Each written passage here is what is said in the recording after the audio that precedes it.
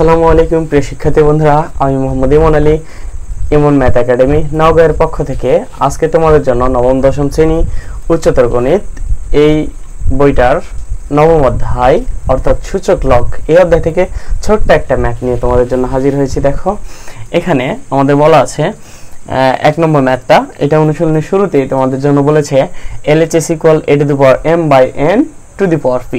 আচ্ছা দেখো, আমরা যদি কোনো পাওয়ার এই অবস্থায় থাকে তাহলে এটাকে কি বলতে পারি, a to the power m by n into p। কিভাবে এটা বলা যায় দেখো, আমরা বলতে পারি না a টু দি পাওয়ার 6 এটাকে a to the power 3 into 2 লিখতে পারি না।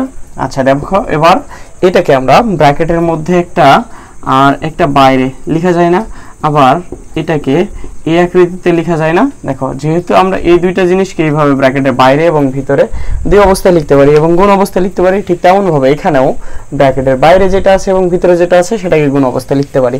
সিম্পলি আমি তোমাদের ম্যাথটা সলভ করে দিয়েছি। দেখো এখন এইটাকে আমরা যেহেতু গুণ অবস্থায় লিখেছি, তাহলে পাওয়ারে যে গুণটা আছে এটা যদি ভগ্নাংশের সঙ্গে গুণ হয় তাহলে কোথায় যায়, কোনো সংখ্যা যে কোনো সংখ্যা যদি ভগ্নাংশের সঙ্গে গুণ হয় তাহলে কোথায় যায়, লবে চলে যায়। ঠিক তেমন ভাবে আমাদের এটাও লবে চলে যাবে, a to the power mp by n।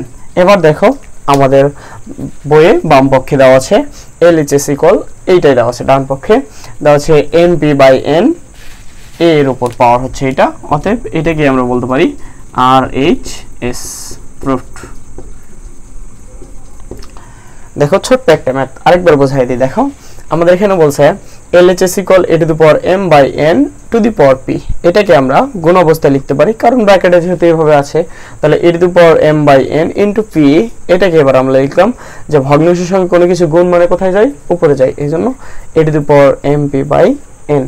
এটাই আমার LHS অর্থাৎ ডান পক্ষে ছিল, এই জন্য আমি বলে দিলাম যে এটা ইকুয়াল টু আমার ডান পক্ষ LHS।